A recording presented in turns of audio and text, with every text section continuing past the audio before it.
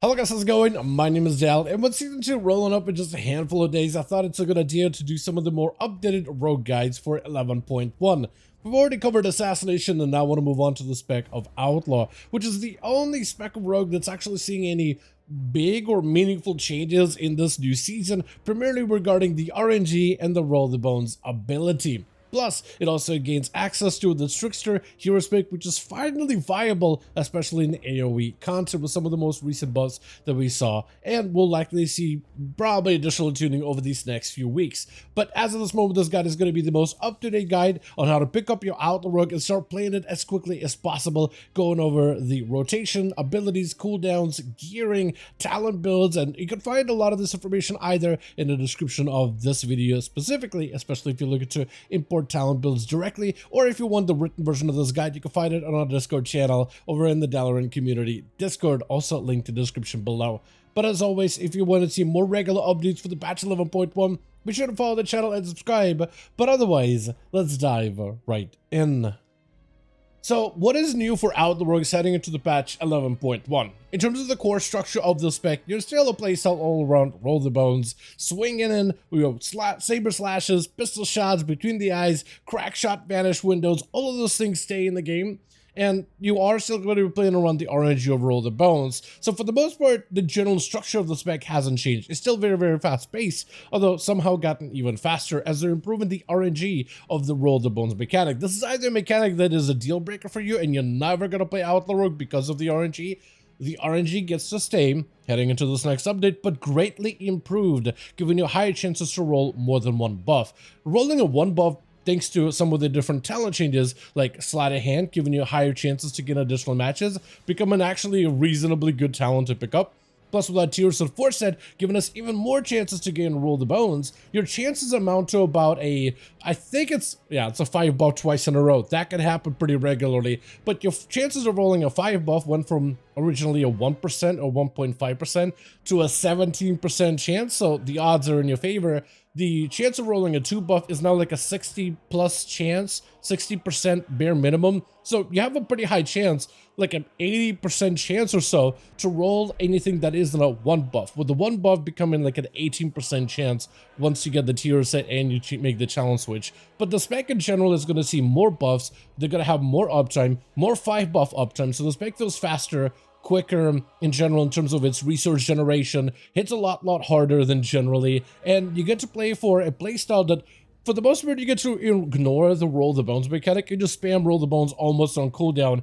That's 3 times I got 5 buff in a row. 17% chance right here. You're gonna be seeing this a lot more often out of the spec, which is why I'm super excited for it, because it actually does feel like it's the only spec of rogues that actually feels improved, that actually feels like it plays better, that actually feels like it sees additional gameplay to it in terms of just being stronger than it was in 11.1, but also quicker, faster, better cooldown reduction, and it's like the only spec that actually saw any meaningful improvements, to be honest. So from that point forth, let's go over our talent builds, which is my favorite thing that I like to go over when it comes to making guides. Unfortunately, ambush builds, at least right now, are about between 5 to 8% behind Keep It Rolling builds. So Keep It Rolling is going to be the core playstyle that I will cover in this guide video. However, if you want to check out the ambush builds, I will have them written out in the Discord guide for Outlaw Rogue for Season 2, which you'll find down in the description of this video. So if you want more information, if you just prefer to play ambush build over Keep It Rolling, maybe you just prefer ambush over Keep It Rolling, or you just like playing around the ambush in PvP or something like that, that's just preference, you can pick up those builds. They're not going to be as strong, but they're decent enough where you shouldn't be completely trolling yourself by playing those builds. Just know that right now, unless we see future tuning, they are slightly behind. But for Keep It Rolling, the basic build is going to be basically the same build that we saw in Season 1. We have Supercharger, we have Without a Trace Vanish combo together with Crack Shot. We pick up things like Heavy Hitter, Swiss Slasher, Ghost Strike. The only change we really make for single target build is switching out of Loaded Dice into Sleight of Hand, because RNG is in our favor right now, so we might as well take advantage of it fully, and we don't really need that guarantee of Roll the Bones anymore, since we'll be using Roll the Bones a lot more aggressively, getting big value out of Supercharger and the cooldown reduction elements of the spec, which makes it feel super fast paced. If you try to check Outlaw into Mythic Plus dungeons and you prefer the Fatebound playstyle, and there's actually some variability between our hero specs this time around, your Mythic Plus variation of the build doesn't change too much. You're giving up things like Heavy Hitter, and you're giving up the improved Mastery. I'm not even going to try to pronounce it. You either pronounce it as Main Gauche or Main Gauche, depending on your region. Whether you're going for the French or the English, we're just going to call it Improved Mastery, just to make it easier. We got Depth Maneuvers, which is going to give us more combo points, Stanza Skill, which increases our Blade Flurry. We are still capped to 8 targets, which is unfortunate for the spec of Outlaw in Mythic Plus dungeons. However, there's actually a decent bit of dungeons in the season where we're not really going to be hitting enemies outside of our cap. So there's some viability for Outlaw, especially in dungeons like Theater of Pain, where the spec should be insanely good for that type of content. However, this time around, you actually have a different build of Outlaw Rogue that you can play into, which is the Trickster playstyle. Trickster saw a number of improvements going forward, and I will have this build available for you to try out. Definitely worth trying because it is wildly ahead of the Fatebound. The only problem is that holds Trickster back is you're stuck using the ability of Killing Spree, which is a fun ability, but can definitely put you in a really bad situation. But in dungeon content, Trickster should work out. Where I'll be concerned about using Trickster is maybe in raiding content. If you don't like Killing Spree, stick with the Fatebound version, but if you're feeling experimental, Trickster is now on the table. Trickster does make a couple of weird talents. You pick up Shiv, but you don't really have to. A lot of players have been picking it up for the dungeon utility. Also, players have been going Virulent Poisons over Deadly Precision. Apparently that is slightly better. And Trickster itself as a playstyle doesn't change too many things in terms of your challenge. You are dropping Swift Slasher to pick up Killing Spree, and that finisher is going to take priority above all other abilities, and you still play it within the Keep It Rolling build, so you don't need to go Ambush in order to play it, where previously we saw Ambush Trickster be a little bit stronger in the past, but you do get to keep all the other talented options. Again, you do have to play around the ability of Killing Spree, but it's a lot better to use it in Season 2 than it was in Season 1. Where in Season 1, you could literally fall through the boat in Dawnbreaker because of Killing Spree, so it was just a no-go. And there was too many enemies or bosses that had a big frontal that you could just get obliterated by. There are some of those frontals in this season, but not nearly as many bad ones, so Killing Spree, in most cases, shouldn't put you literally at the death's door, because Killing Spree is a button. You still cannot control where it moves you, as it's an ability that has you teleporting everywhere and kind of changing your position constantly. Sometimes it can put you in front of a bad mechanic that you didn't mean to get hit by. In dungeons, you just see less of that, but that is someone that you may see in the future, which may hold Trickster back. But raw damage-wise, they've definitely improved it, from the damage output to Unseen Blade, to better critical strike damage from sharpening strikes, better Blade Flurry, and makes it a much better numerically competitive option, at least for now, heading into Season 2. Next, let's go over some of the cooldowns of Outlaw Rogue, and as well as the rotational abilities and basic gameplay. As a Rogue spec, you play all around the playstyle of building and spending combo points as efficiently as possible, managing 2 resources of combo points as well as energy. Now, Outlaw Rogue is a little bit more hyperactive when it comes to resource generation, and you get it generated very quickly in comparison to Assassination or Subtlety. So you'll be you're able to build combo points incredibly efficiently. So it becomes a lot more important for you to have a very specific priority when it comes to your combo point builders, just to make sure you're not wasting combo points, which Outlaw Rogue can easily do.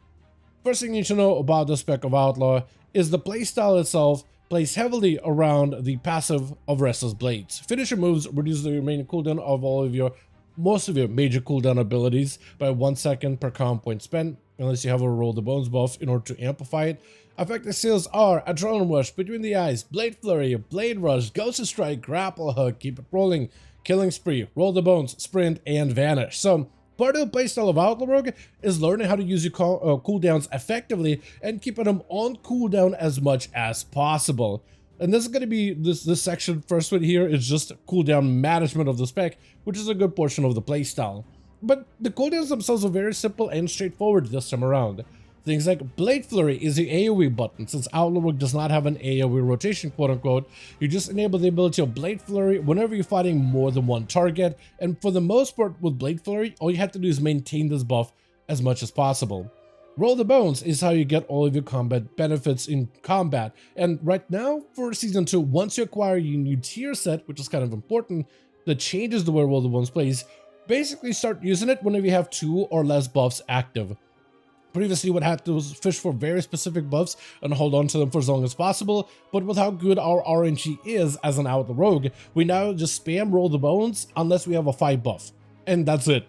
So the only time you don't use roll the bones is when you get a 5 buff and then you want to hold on to them for as long as possible. Otherwise, you use the roll the bones pretty aggressively as the spec, because we get other combat benefits like supercharger as well as our 4-set tier set bonus, increasing our overall damage. So roll the bones becomes almost like a damage primer rather than a buff ability, and we only stop using it when we get 5 buffs, which is a lot stronger than using a roll the bones to amplify our finishers. Keep it rolling is another one. Basically, when you use it whenever you have 4+ buffs active from roll the bones or from any other passives such as count the odds, where ambush, sinister strike, and dispatch all have a chance to grant you a random buff of roll the bones that you don't already have for 8 seconds. It allows you to lock in those buffs for at least 30 extra additional seconds in order to keep them up for as long as possible.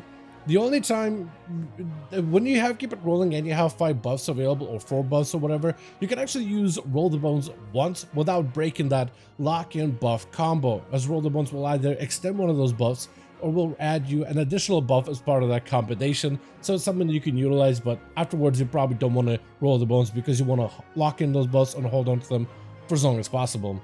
Adrenaline Rush as an ability is a 3-minute cooldown, but it essentially has a much shorter CD because of the cooldown reduction aspect of Outlaw Rogue.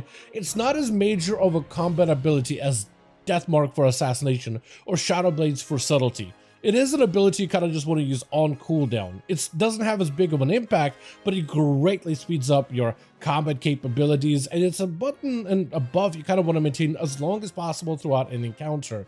Basically, you want to use Adrenaline Rush on cooldown at all times. Don't hold it back for any reason, unless let's say you're in a Mythic Plus dungeon and enemies are about to die in like 10-15 seconds, and then it's better to save Adrenaline Rush for a fresh new pack afterwards. Vanish would normally be used together with Between the Eyes instead of a Crackshot window, which enables us to spam Between the Eyes as our primary finisher, and Vanish is a very specific use for it. We want to use Vanish and spam Between the Eyes only whenever Adrenaline Rush is active, plus an additional conditional is also present. Either Adrenaline Rush is active and it's about 3 seconds from expiring and we vanish in order to prolong the duration of our Adrenaline Rush. Or we vanish if Vanish is about 15 seconds before it hits a second charge and we want to avoid overcapping on Vanish charges. Or if the buff of Ruthless Precision is active, which greatly improves the crit consistency of Between the Eyes, allowing us to spam it a lot more aggressively. Or if you have used Roll the Bones recently and you have a buff of Supercharger active, which will want to spend it on Between the Eyes to get additional damage and additional value in the calm point cooldown reduction elements. Outside of that, we are a calm point builder spender spec, so we want to make sure we are building calm points and spending them as efficiently as possible. First things first, our finishers are broken down very simply. Whenever you have 6 calm points or above outside of stealth, that's usually when you want to start then consuming those calm points into finishers, but in stealth it's at 5+ calm points while subterfuge is active. For the most part, Between the Eyes will be used either inside of subterfuge windows or from stealth, or you'll spam it pretty aggressively if you have Ruthless Precision or Supercharger active. Some Outlaw rogues actually don't even have Between the Eyes on the bars unless you're inside of stealth, and you kind of want to make sure you're using Between the Eyes usually in stealth, not as often outside of stealth. Technically, Between the Eyes still gives us a buff that increases our critical strike chance, and sometimes you'll need to use it to refresh it outside of stealth, but even if you just want to make this ability a stealth only ability, it's a very small damage loss for a much simpler rotation, as it basically replaces our dispatch. Outside of stealth though, outside of conditionals for Between the Eyes, we'll primarily be spending our calm points on dispatch as our basic filler finisher. We don't need to spend calm points on Slice and Dice because we'll get it passively through Cut to the Chase, which we'll either get through dispatches or through Crackshot windows of Between the Eyes procs. As for our calm point builders in Mythic Plus, if you're playing with the talent of Deft Maneuver, Blade Filler can actually be used to build calm points, and you'll start using it pretty aggressively when you're fighting 5 or more targets, as basically using Blade Filler against 5 targets gives you full max calm points that you can then invest back into a finisher, which definitely speeds up the playstyle of Outlaw Rogue. Outside of that, the spec does not have a AoE rotational playstyle when it comes to calm point builders. It's a single target spec that just cleaves things, so we'll primarily be using Ghost Strike, usually on a target that's of higher health, something that we'll be hitting for a while. We will use pistol shots with opportunity procs and only with opportunity procs, but usually only whenever you have less than 4 combo points available, otherwise you'll risk in overdrawing those combo points. Besides that, Cinder Strike will be our primary combo point builder, and Keep It Rolling never uses ambush, so it's not even worth binding anyone you bars, even in stealth. We'll just open up with a Cinder Strike or a pistol shot out in the opener, or better yet, Cinder Strike, Ghost Strike mixed together. However, Outlaw does have some rotational changes, like with the talent of Broadside. Because of Fan the Hammer, we can actually stack up opportunity multiple times, and whenever we use a pistol shot, we fire off additional shots, which generates a lot of combo points. Together with Broadside, which causes us to generate an extra combo point anytime we generate a combo point, Fan the Hammer with stacks of opportunity can generate your max combo point in a single global. And because of the way the ability works, it can just easily allow us to overfill our combo points way too quickly. So basically, with Broadside, you want to try holding Fan the Hammer, or rather the pistol shot opportunity, and not use them unless you have all 6 stacks available at once. When you have 6 stacks, then pistol shot becomes a priority combo point builder if you're under 5 or 6 combo points, depending on whether you're in stealth or not in stealth. But for the most part, we try to hold those as best as possible because they end up being surprisingly efficient with Broadside as a combo point builder, which allows us to pistol shot, follow up into a finisher immediately. As for the rotational changes between Fatebound and Trickster, there really isn't much for Fatebound. It's very passive with the Hand of Fate. Anytime you spend combo points into a finisher, you flip a coin, either granting you a damage buff or an immediate cosmic damage to the target, which is all fine. But for the most part, with Fatebound, you don't really need to think about this playstyle in terms of its rotational gameplay. Trickster is about the same. The only thing you need to run is a Killing Spree as a talent in order to proc Disorienting Strikes. But outside of that, Unseen Blade, anyone the playstyle of coup de grace, you don't really need to do anything specific with any of this. Only subtlety is the only spec that has a little bit of this rotational adjustment, whether you use one finisher or the other. But for Outlaw, as soon as abilities are glowing and are available, basically make them your priority. That's all you essentially have to do. Next, let's go over the gearing and the stats for Outlaw Rogue in the Season 2, which hasn't changed too much from Season 1. If you are looking to take your Rogue a little more seriously this time around in this season though, definitely recommend checking out the Raidbots website, which allows you to better optimize all of your gear and sim your character, which can give you a little bit better results and numbers and at least an idea in terms of which items in your bags are probably an upgrade, or maybe adjust your playstyle and see what type of numbers you should be seeing more or less when it comes to single target encounters, dungeon encounters, and helps you compare a bunch of different talent builds if you want to experiment with your rogue. But outside of that, I did want to give you a little bit of a direction in terms of how you build your character. First things first, agility in most cases is going to be your best stat. So if an item gives you more agility, in most cases, if it's higher item level, it's going to be an upgrade, no matter the secondary stats to some degree.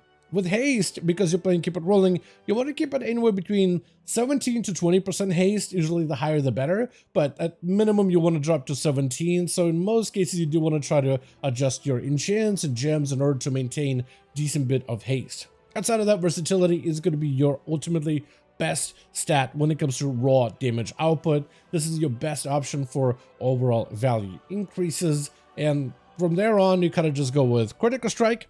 You don't really need a lot of crit because you get it artificially with your roll the bones and between the eyes, but if you are looking like you're starting to get DR capped with your versatility, you start putting points into Critical Strike. Mastery is just not consistent. Technically you can do okay damage wise, but the fact that you're locked to like 35% chance to trigger it just doesn't end up being a great stat. We usually try to avoid it as best as possible. As for some of the best installed items you're going to want to get in Season 2, the Ring of Cersei Circlet is still very strong, at least for the time being, and it looks like it'll continue being a very strong option, at least when it comes to raiding content. For the gems in this ring, you're going to want to get Thunderlords, as well as Fathom Dwellers, which is unusual because it grants you mastery, but it also enhances all of your other gems, and that's primarily why we use it. But also Legendary Skipper Citrine to give you random procs of other gems with stats and damage bonuses at 150% effectiveness. And this is going to be a setup what looks like for single target, but also in terms of dungeon content as well. So this is going to be your best setup when it comes to single target as well as AoE.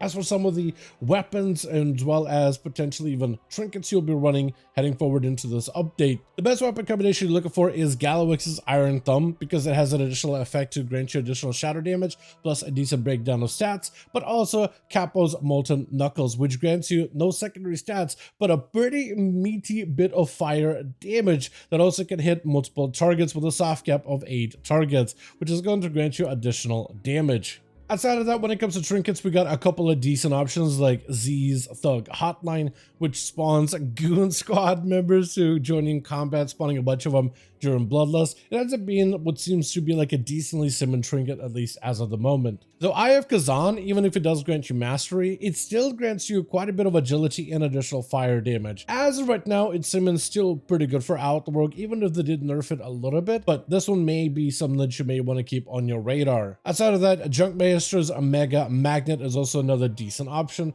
with an on-use effect for every 20 seconds, but it is something that you'll want to bank up over time. And from dungeons, we have the Operation Floodgate, and you can get the improvised C-Form Pacemaker, which grants you additional critical strike, becoming a decent stat stick trinket. But also, if you're going to be delving, the Scroll of Momentum also retains to be a very decent option, especially if you can get it on hero track. This is a trinket that adds additional nature damage to your attacks, and because with how regularly we can use the ability of sprint, we can actually synergize it with the Scroll of Momentum, so you may want to start doing delves heading into Season 2 in order to potentially get one of the stronger trinkets for the spec of Outlaw Rogue. When it comes to your crafted items, you're going to want to get a ring and bracers, and you're just going to have them statted for haste versatility or quick versatility if you have way too much haste. That's also another option, but for the most part, the first item you want to create is a bracer, and then later down the line a ring. And the only thing you really need is to have those items embellished with the elemental focusing lens as the only decent embellishment for the spec.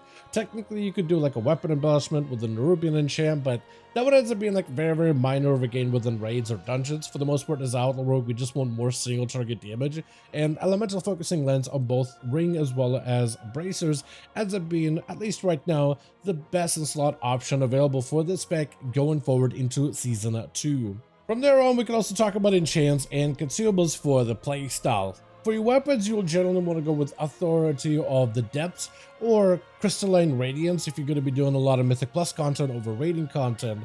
For cloak, we would generally want a Winged Grace. For chest, Crystalline Radiance. Bracers, Chant of Armored Avoidance. For legs, Stormbound Armor Kit.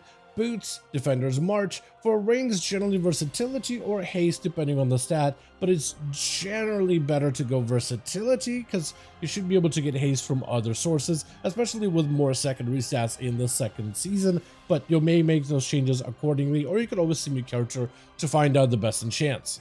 As for consumables, you want the Flask of Temper Versatility, Temper Potion for your Combat Potion, Algari Healing Potion for Health Potion, Ironclaw Whetstone for your weapon buff, or Ironclaw Waitstone, depending if you're running swords or maces or axes or fist weapons.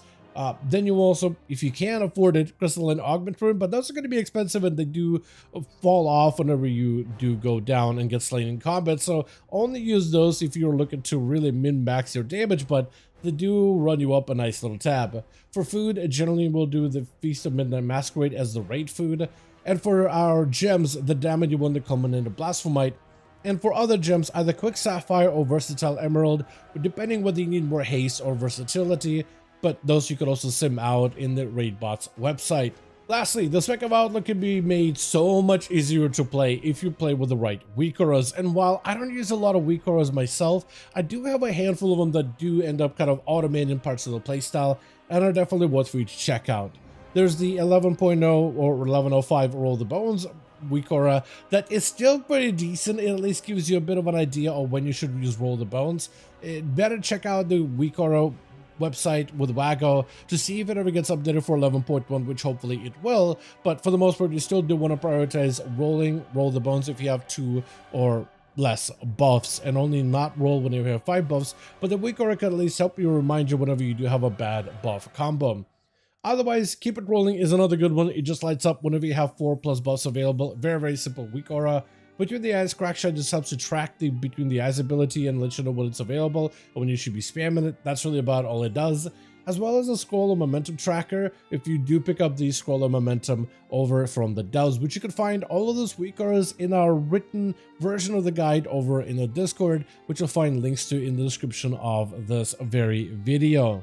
As always, I want to thank all of you guys so much for watching, and I hope you guys did enjoy this video. If you did enjoy this guide or found it informative, go ahead and give it a like. I would very much appreciate it. Join our Discord where you can read up on the written version of this guide and have access to it at any time you want to, especially if there will see additional tuning and possibly new builds and adjustments in the future. I'll make sure to keep that written guide as up to date as possible. As always, let me know your thoughts in the comments down below, and as always, I'll see all of you guys in the next one.